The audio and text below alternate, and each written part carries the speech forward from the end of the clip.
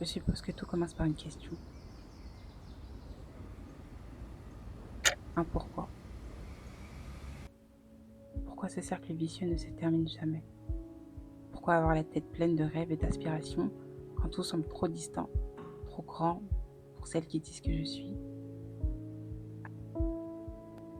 Alors j'ai essayé de faire taire ces rêves, la joie qu'ils m'apportent, le zèle, les effets taire.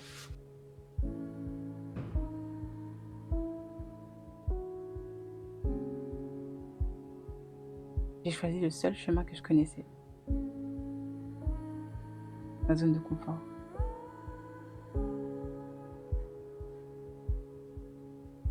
J'ai décidé d'être discrète, applaudie pour être restée petite. Et parce que l'enfer, c'est les autres, je me suis conformée à l'image que les autres se faisaient de moi.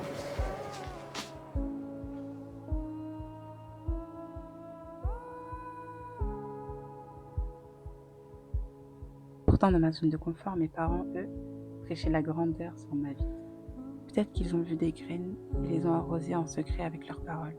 Mais je me demandais souvent qu'est-ce qu'ils voyaient que je ne voyais pas. Mais j'ai écarté ces rêves parce qu'ils étaient trop brillants pour quelqu'un d'aussi caché. Je considérais l'extérieur de ma zone de confort comme trop dangereux. Oser en sortir voulait dire être vu, être perçu. Alors je pensais, ne te montre pas, alors tu ne seras pas jugé, parce que tu ne seras pas vu, ne vise pas plus haut et tu ne seras pas être déçu. déçu. Alors c'est ce que j'ai fait. Toujours viser le minimum dans chaque domaine de ma vie, parce que j'avais peur de tout ce qui pouvait se passer à l'extérieur de ma zone de confort.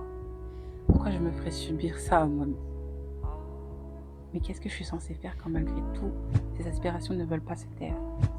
Mais comment je suis censée les ignorer quand elles deviennent si bruyantes, tellement qu'elles m'ont gardé éveillée tard la nuit, parce que ne pas les réaliser me rend frustrée et me fait me sentir si coupable.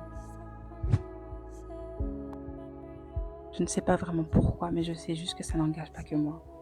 Comme lorsqu'on plante un arbre, on ne peut pas être le seul à profiter de ses fruits. Alors j'ai décidé d'écouter mes aspirations et j'ai décidé d'agir.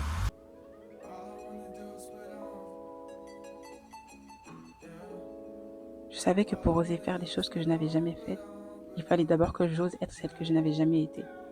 Il fallait donc que je commence de l'intérieur. J'ai commencé par travailler sur mes schémas de pensée et créer de nouvelles routines.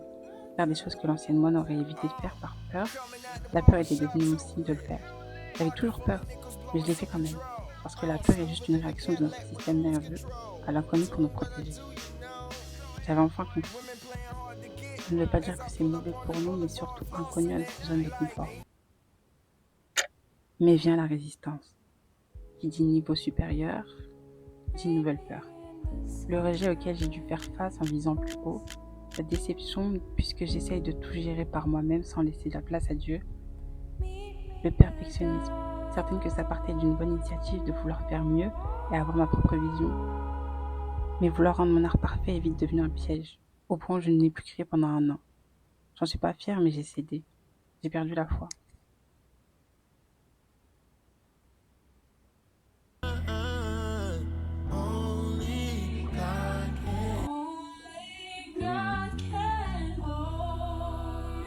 Mais une chose est sûre, je ne retournerai pas dans cette prison qui est la zone de confort.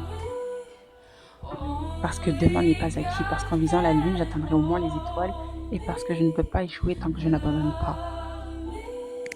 Alors j'ai décidé de prendre la vie comme un jeu vidéo. La suite de l'histoire dépendra de l'option que je choisirai.